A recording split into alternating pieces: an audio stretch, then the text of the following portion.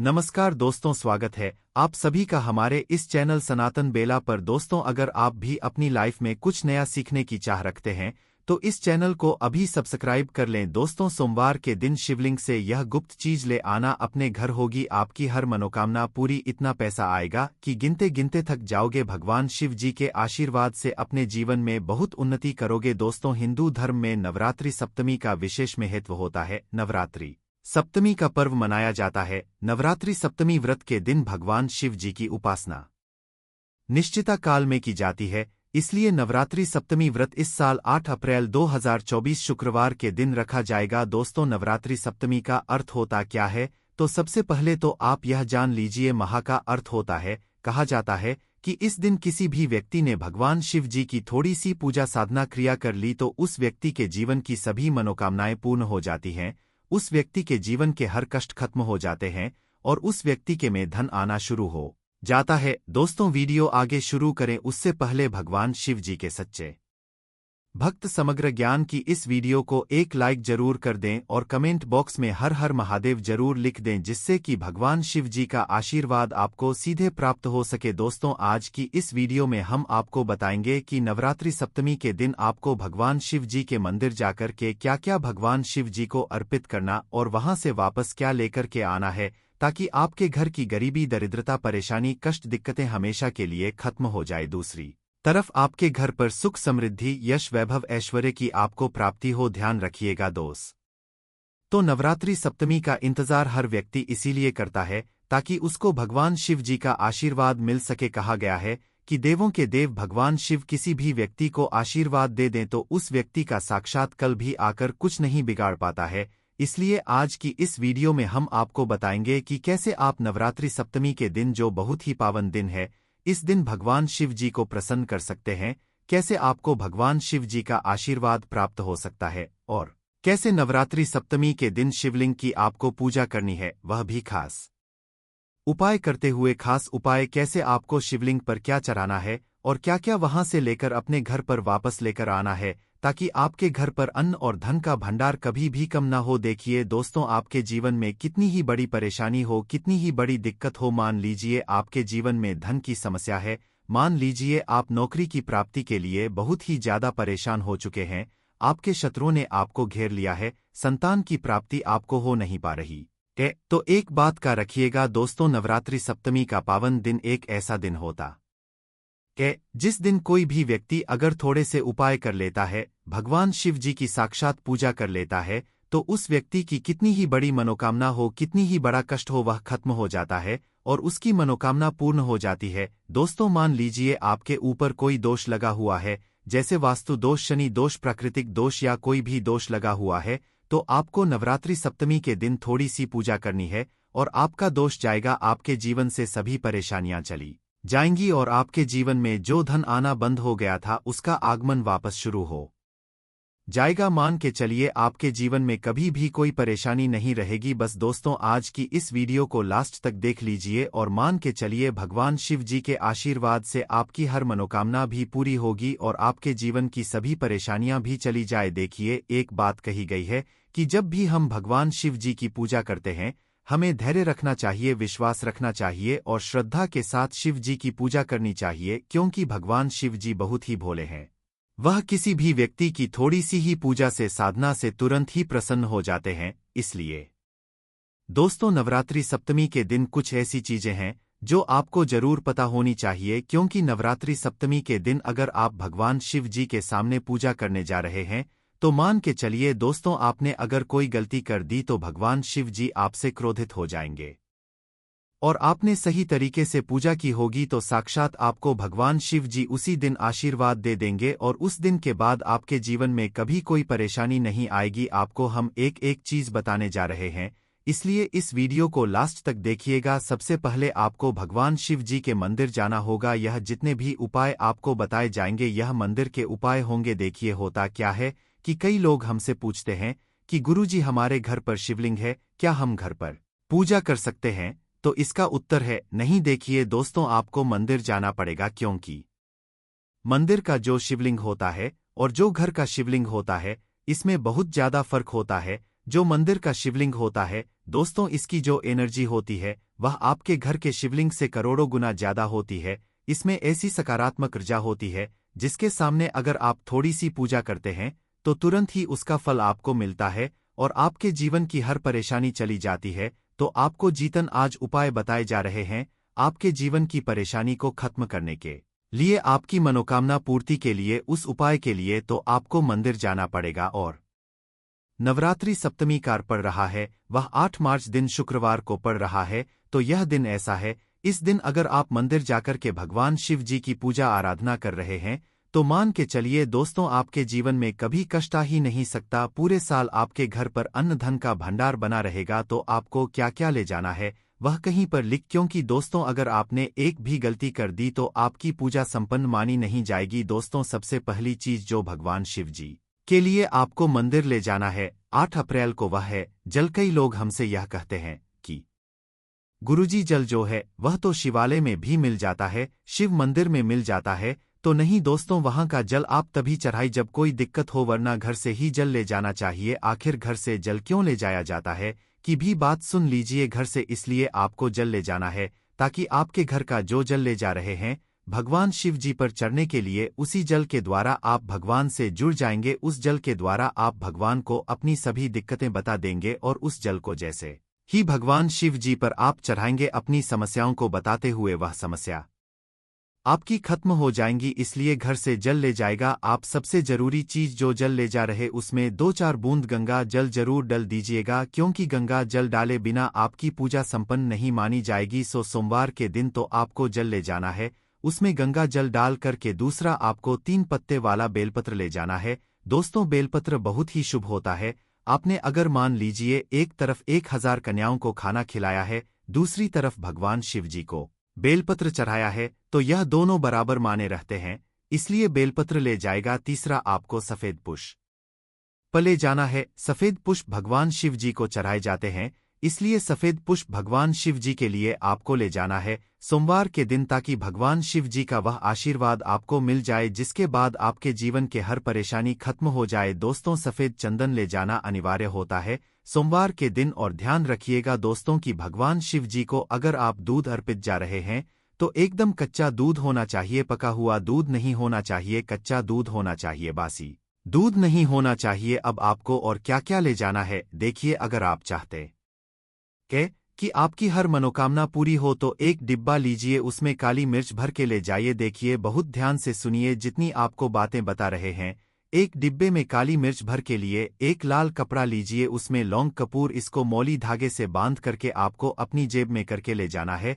सिर्फ इतनी चीज आपको ले जानी है 8 अप्रैल को। अब आपको पूजा कैसे करनी चलिए आपको बताते हैं, बहुत ध्यान से लास्ट तक देखिएगा। और जितनी भी चीज आपको बताई जा रही है इन चीजों को आपको ले जाना है और शिवालय से वापस लेकर आना है अपने घर पर, ताकि आपको धन की प्राप्ति हो सके, आपकी कोई भी मनोकामना हो वह पूर्ण हो जाए। तो देखिए दोस्तों, आप पहले जाएंगे मंदिर। सबसे पहले आपको इस बात का ध्यान रखना है मंदिर से पहले ही काले या नीले कपड़े का आप धारण करके मंदिर ना जाए, वरना भगवान शिव जी का आपको क्रोधित रूप देखना पड़ सकता है। सबसे पहले आपको यह करना है कि पतली धार बनाते हुए जल भगवान शिव जी को अर्पित कर देना। बहुत ध्यान से सुनिए दोस्तों, पतली धार बनाते हुए भगवान शिव जी को जल आपको अर्पित कर देना है। अब आपको यह करना है दोस्तों कि भगवान शिव जी को चंदन लगाना है। चंदन लगाने के बाद भगवान शिव जी 3 पत्ते वाला बेलपत्र रखना है। 3 पत्ते वाला बेलपत्र रखने के बाद आपको भगवान शिव जी पर सफेद पुष्प चढ़ा देना है। सिर्फ इतना आपको करना है। दूध अगर आप चढ़ाना चाहते हैं तो दूध भी आप चढ़ा सकते हैं, इतना बस आपको करना है। इतना करने के बाद आपको वहां पर खड़े होकर 1008 बार, बहुत ध्यान से सुनिए, 1008 बार आपको ओम नमः शिवाय का जाप करना है। या तो आप 108 बार कर लीजिए या 1000 बार लीजिए, यह 3 ऐसी चीज है जो आपको करनी है। इतना करना है। अब आपको क्या करना है, एक डिब्बा जो काली मिर्च का आप ले गए हैं, उस काली मिर्च के डिब्बे को आपको शिवालय के जो गिरता हुआ शिवधारा है, जो शिवलिंग से वहां पर पानी गिर रहा है, उसी शिवारी के पानी से आपको चुना है और अपनी जेब में वापस रख लेना है। यह जो लाल पोटली आप ले गए हैं बंद करके लौंग की, इसको भी चुना है, वापस रख लेना है। अब आपको क्या करना है, जिस लोटे में पानी ले गए थे या जिस लोटे में भी आप दूध ले गए थे, उसमें आपको क्या करना है, आपको जो भगवान शिव जी का पानी वहां पर गिर रहा है, ध्यान रखिएगा शिवलिंग की जो पानी नीचे गिर रहा है, उसी पानी का थोड़ा सा पानी अपने लोटे में ले लेना। ध्यान रखिएगा जो आपने लोटे में आप पानी भर के ले गए हैं, वह पानी वापस बचाना नहीं है, वह तो पूरा आपको भगवान शिव जी को अर्पित कर देना। जो शिवलिंग से पानी गिर रहा है, उस पानी को आपको लोटे में वापस से ले लेना है। मान लीजिए आप यह सोच रहे होंगे कि कई लोग वहां पर पानी चढ़ा रहे हैं, तो इस बात की आप चिंता ना करें, क्योंकि भगवान शिव जी के शिवलिंग पर जब भी पानी चढ़ाया जाता है, वह अमृत बन जाता है। कहा जाता है कई देवी देवता शिवलिंग के पास अदृश्य रूप में खड़े होते हैं, ताकि शिवलिंग से गिर रहा पानी वह धारण कर सके, इतना पवित्र होता है शिवलिंग से गिरता हुआ पानी। तो शिवलिंग से गिरता हुआ पानी को आपको अपने लोटे में ले लेना, बस थोड़ी सी बूंदे ले लेनी है। अब आपको क्या करना है, यह 3 चीजें आपने ले ली, आपको घर वापस आना है। जो आपने लोटे में पानी लिया है दोस्तों, इसको घर पर आते ही घर के लोग जो है आपके, उनके ऊपर थोड़ा थोड़ा पानी छिड़क देना है। घर के हर कोने में पानी छिड़क देना है, घर के मुख्य द्वार पर पानी छिड़क देना। सिर्फ इतना आपको करना है, इतना आपने कर दिया। अब मान लीजिए पूरे साल आपके घर पर नकारात्मक शक्तियां नहीं आ पाएंगी, आपके घर पर कोई काला जादू काली विद्या करवाने की करेगा तो वह आपके घर पर कुछ आसान नहीं कर पाएंगे। इससे आपके घर से नकारात्मक शक्तियां चली जाएंगी और सकारात्मक ऊर्जा आ जाएगी। अब यह जो डिब्बा अब काली मिर्च का भगवान शिव जी के शिवलिंग से छुआ करना है, इसको पूजा घर में रख के क्या करना होगा, यह जो काली मिर्च का डब्बा है आपके पास, इसे कभी भी आप किसी शुभ कार्य के लिए निकले, जैसे मान लीजिए आप बिजनेस मीटिंग के लिए जा रहे हैं, नौकरी की प्राप्ति के लिए जा रहे हैं, एक काली घर के मुख्य द्वार से पहले रख के उसको कुचल हुए निकालिए। मान के चलिए आपके काम में जो भी बाधा आने वाली होंगी वह बधाई भगवान शिव जी के आशीर्वाद से अपने आप है हट जाएंगी, और आप जिस कार्य के लिए भी जाएंगे उस कार्य में आपको सफलता मिलेगी। दोस्तों, अगर आपने अभी तक समग्र ज्ञान की इस वीडियो को लाइक नहीं किया है तो एक लाइक जरूर और कमेंट बॉक्स में हर हर महा जरूर लिख दीजिए। दोस्तों, यह जो लाल पोटली अब भगवान शिवजी की शिवलिंग से छुआ करके ली है, इसको आपको ले जाकर के अपनी किसी भी अलमारी तिजोरी में रख देना है। आपके जीवन में जो भी पैसे आने के रास्ते बंद हो गए थे वह वापस से चालू हो जाएंगे। आपके जीवन में इतना धन आएगा जिसकी आपने कल्पना भी नहीं की होगी। मान के चलिए दोस्तों, भगवान शिव जी का यहाँ पर आपको साक्षात आशीर्वाद मिलेगा। नवरात्रि सप्तमी के दिन आपके जीवन से हर परेशानी चली जाएगी। यह जितने भी आपको उपाय बताए गए हैं, यह वास्तुशास्त्र से बताए गए हैं, इन बातों को नजरअंदाज मत कीजिए। नवरात्रि सप्तमी के दिन इतना उपाय कर लीजिए और आपके जीवन की हर परेशानी कष्ट दिक्कतें खत्म हो जाएंगी। पत्र नवरात्रि के दिन चल रहे हैं और लोग अपने जीवन में धन प्राप्ति के लिए कई तरह के उपाय तो करते हैं, लेकिन फिर भी उनको धन की प्राप्ति नहीं होती। तो आज हम इस वीडियो में आपको शास्त्रों के अनुसार बताए कुछ उपाय बताने वाले हैं, जिसे सही तरीके से करने से धन भी आए और टिकेगा भी। आपकी सभी परेशानियों को जड़ से खत्म करने के लिए एक उपाय बताएंगे, छोटा सा उपाय बताएंगे। इस उपाय को करने से जीवन में सुख समृद्धि और पैसों की दिक्कत नहीं रह जाएगी। साथ ही साथ इसी से एक ऐसा उपाय बताएंगे, कोई आपकी बात नहीं मान रहा है तो उसको अपनी बात कैसे मनवाए, क्योंकि यह चमत्कारी पौधा है। इसे जड़ी बूटी की तरह ही नहीं, इसको तंत्र विद्या में इस्तेमाल किया जाता है। और बहुत सरल उपाय बताएंगे जिससे आप कितनी भी बड़ी समस्या में हो उसको पार कर सकते हैं, उससे छुटकारा पा सकते हैं। इसके लिए बस तीनों उपाय आपको थोड़ी ही देर में बताने वाले हैं, बस आप वीडियो में अंत तक बने रहिए। इसके साथ साथ आपको सुख समृद्धि के लिए उपाय बताएंगे कि आपको धन वैभव कैसे मिलेगा। इन तीनों का उपाय थोड़ा थोड़ा अंतर होगा करने में, परंतु इस उपाय को कर लेंगे तो आपके जीवन में पैसे रुपए की दिक्कत नहीं रहेगी। आप यह कह सकते हैं कि पैसे को यह चुंबक की तरह खींचता है। जी हाँ, सही सुना आपने, क्योंकि इस पौधे पर माता लक्ष्मी का वास होता है, भगवान विष्णु का वास होता है, साथ ही साथ भगवान शिव और शनिदेव का वास समझा जाता है इस पौधे पर। और हनुमान जी तो साक्षात कलयुग के देवता हैं। और सबसे बड़ी बात, इसकी जड़ में समझा जाता है कि माँ गंगा बसते हैं। जी हाँ, इसीलिए इसके जड़ के तो इतने सारे फायदे हैं जिसका आप अनुमान तक नहीं लगा सकते। अगर किसी को संतान नहीं हो रहा है, दाम्पत्य जीवन में प्रॉब्लम आ रही है, आप बस इसकी जड़ को लीजिए और सुखा लीजिए और उसको जला दीजिए और इसकी राख को घी में मिलाकर के सेवन कराइए। महीने भर देखिए उसको बच्चा होने के चांसेस जो है बढ़ जाएंगे, उनको जल्दी ही बच्चा हो जाता है। यह बहुत ही कमाल के औषधि के रूप में भी काम आता है। जी हाँ, जो आप देख रहे हैं स्क्रीन पर, इसे कहते हैं चिरचिटा चिरचिटा या फिर बहुत लोग इसे अपामार्ग कहते हैं। आयुर्वेद में इस हमारे आयुर्वेदिक बुकों को जब आप पढ़ेंगे तो बहुत ही कमाल के इसके फायदे बताए गए हैं, क्योंकि यह पौधा है ही इतना गुण का अगर आपको खाना डाइजेस्ट नहीं होता है उसमें मदद करता है। बवासीर की बीमारी है, आप इसके पत्तियों को और जड़ को बस ले लीजिए और पीस करके उसका रस पीजिए, आपको बवासीर की बीमारी से राहत मिल जाती है। आपके दांत में दर्द हो रहा है तो आप कुछ मत कीजिए, बस इसको सुखा करके और इसके बाद पीसकर पेस्ट बनाइए, उसमें नमक करके और आप इससे ब्रश कीजिए या फिर इसको जला दीजिए, राख कर दीजिए सूखने के बाद और उसमें नमक मिलाकर के उससे दांतों में ब्रश कीजिए, दांतों का दर्द गायब हो जाएगा, मसूड़ों का दर्द गायब हो जाएगा। इसीलिए इसको अमृत के समान कहा गया है। धरती पर यह देवताओं के द्वारा समझिए एक तरह से वरदान के रूप में मिला है। हम सभी मानवों को इसका लाभ उठा सकते हैं। आयुर्वेदिक लाभ तो अनगिनत है। अपामार्ग के बारे में आप भी जानते होंगे, छोटे मोटे उपाय बताइएगा कि आपकी साइड इसको कैसे इस्तेमाल किया जाता है। अपामार्ग को जो यह पौधा देख रहे हैं और इसे क्या कहा जाता है आपकी साइड, और आप अपने एरिया का नाम भी लिखिए, अपने एरिया का नाम लिखिए और साथ ही साथ इसको क्या कहा जाता है कमेंट में लिखिए। इससे अन्य लोगों को भी पता चलेगा कि आखिर इसको क्या कहा जाता है और किस एरिया में क्या कहा जाता है, सबको पता चल जाएगा। तो जरूर कमेंट कीजिएगा और एक काम कीजिए, वीडियो को लाइक कर दीजिए, क्योंकि वीडियो को लाइक करेंगे तो मुझे खुशी मिलेगी। कमेंट में ओम नमः शिवाय जरूर लिखिए, क्यों आगे हम आपको बताएंगे क्यों नमः शिवाय का आपको जाप भी करना होगा। यह उपाय आपको बताएंगे, परंतु अभी बात कर रहे हैं इस पौधे को भगवान का वरदान हासिल है। जी हाँ, इसीलिए इस पौधे पर सबका निवास समझा गया, क्योंकि जब समुद्र मंथन हुआ था तो समुद्र मंथन के बाद अमृत निकला था। अमृत को हुआ क्या था कि दानवों का जो अग्रसर था, यानी कि राहु केतु कहा जाता है, तो पंक्ति में बैठ करके ले लिए थे। इसीलिए यह आज भी अजय अमर रह गए, परंतु दानव लेकर के भागने लगे। देवता दानव लड़ने लगे जब अमृत कलश को लेने के लिए, तो उसी में से कुछ एक बूंद जो है वह धरती पर गिरी थी और यह समझा जाता है कि वह बूंदे जो है इसी पौधे पर गिरी थी। इसीलिए यह अमृत के समान हमारे जीवन में लाभ देता है। आप कुछ ना करें, इसको आयुर्वेद के रूप में भी केवल ले और इसका सेवन भी करें तो आप देखेंगे कि आपके घर के पैसे की बहुत सारी समस्या को खत्म करेगा। क्योंकि घर से बीमारियों को खत्म कर देगा। बीमारियां खत्म होंगी तो आपको पैसे की बचत ऑटोमेटिक दिखने लगेगी। आप स्वस्थ रहेंगे, हिस्ट पुष्ट रहेंगे, आपके घर के लोग काम करेंगे, पैसे आप कमा सकेंगे। परंतु आपको आज इस वीडियो में हम चमत्कारिक टोटके बताने वाले हैं।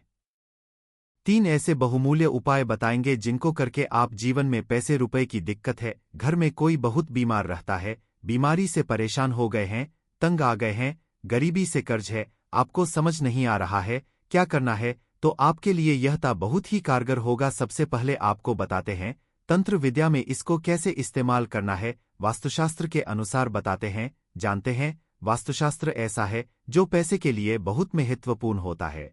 अब आपके घर में वास्तु दोष क्या है यह आप नहीं जान सकते हैं, परंतु इसका एक छोटा सा उपाय करेंगे तो सबसे पहले तो घर का पूरा वास्तु जो है सही हो जाएगा, वास्तु दोष दूर हो जाएगा। कैसे दूर होगा, तो इसमें दूध होता है, एक होता है व्हाइट अपमार्ग और एक होता है रेड अपमार्ग, यानी कि लाल अपामार्ग और श्वेत अपामार्ग, जिसे उजला भी कहते हैं। आप देखिएगा कि लाल अपामार्ग की टहनी लेकर के आइएगा, इससे दातुन किया जाता है, दातुन भी कीजिएगा, आपके दांत सही रहेंगे। और सबसे बड़ी बात क्या होगी, इससे व्यक्ति को वॉक सिद्धि हासिल होती है। वॉक सिद्धि क्या होता है आप सोच रहे होंगे, तो आप जो कहेंगे मुख से वही सच हो जाता है। जी हाँ, इसी को वॉक सिद्धि है।